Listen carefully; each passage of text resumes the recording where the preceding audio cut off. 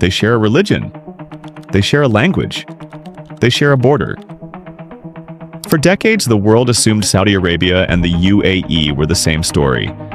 Two Gulf monarchies, swimming in oil money, ruled by kings. They were wrong. What's actually happening between Riyadh and Abu Dhabi is one of the most consequential rivalries in the world today, and almost no one is talking about it.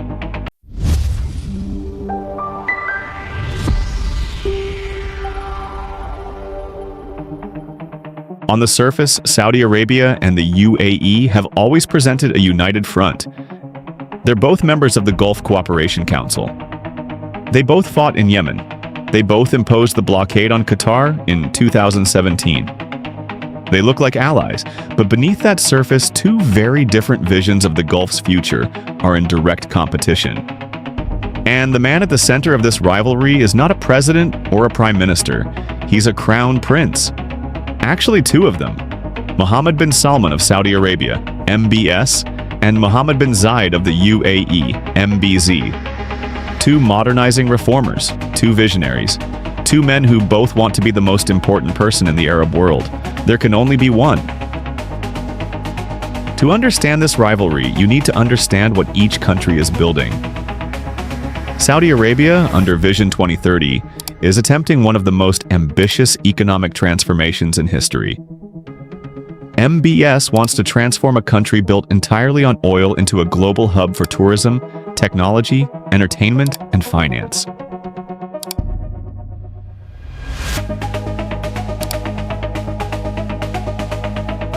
The UAE, specifically Dubai and Abu Dhabi, already did that. Dubai has spent 30 years building the exact model that Saudi Arabia is now trying to copy. International finance hub, tourism destination, tech ecosystem, global logistics center. Saudi Arabia isn't just trying to diversify its economy, it's trying to steal the UAE's entire identity. And Abu Dhabi knows it.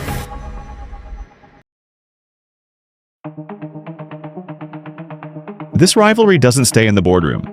It plays out across multiple war zones and fragile states. Most of them places the Western media barely covers. In Yemen, what began as a joint Saudi-UAE military campaign against the Houthis gradually fractured. The UAE backed the Southern Transitional Council, a separatist movement seeking to divide Yemen itself, directly undermining Saudi Arabia's goal of restoring the central government. In Sudan, where a catastrophic civil war has killed tens of thousands, Saudi Arabia and the UAE are reportedly backing different factions. The UAE has been linked to support for the RSF paramilitary force, while Saudi Arabia has pursued a different negotiating track. In Libya, the UAE-backed Khalifa Haftar's forces in the east, while Saudi Arabia and Turkey were more aligned with the Tripoli government. Two Gulf monarchies, opposite sides of the same conflict. And in the Horn of Africa, Somalia, Ethiopia, Eritrea, both countries are competing for ports, bases, and influence in one of the world's most strategically vital maritime corridors.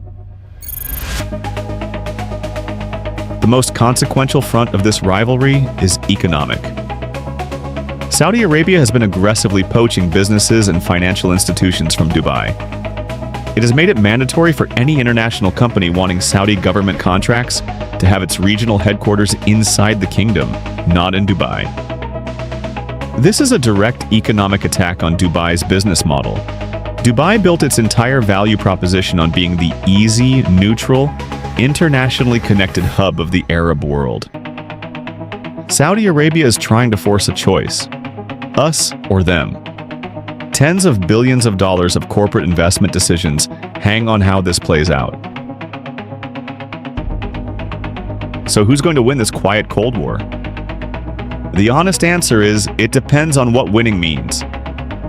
Saudi Arabia has the scale of 35 million people, the world's largest oil reserves, and a landmass that dwarfs the UAE. But the UAE has the head start. Decades of institutional development, international trust, and an economy that is already diversified. What's clear is that the Middle East of 2030 will look very different depending on whether MBS or MBZ defines its direction. Both men are building different versions of what a modern Arab state can be. One sees religion, conservatism, and Saudi cultural leadership at the center. The other sees openness, tolerance, and global integration. The Arab world is watching, and so should you. The Gulf Cold War is not fought with missiles. It is fought with investment decisions, military proxies, diplomatic pressure, and the slow, grinding competition for relevance in a world moving away from oil. Understanding it is not just an academic exercise. The outcome will determine the price of energy, the direction of regional conflicts, and the future of 400 million people across the Arab world. Subscribe if you want to keep tracking this story, because it will define the Middle East for the next generation.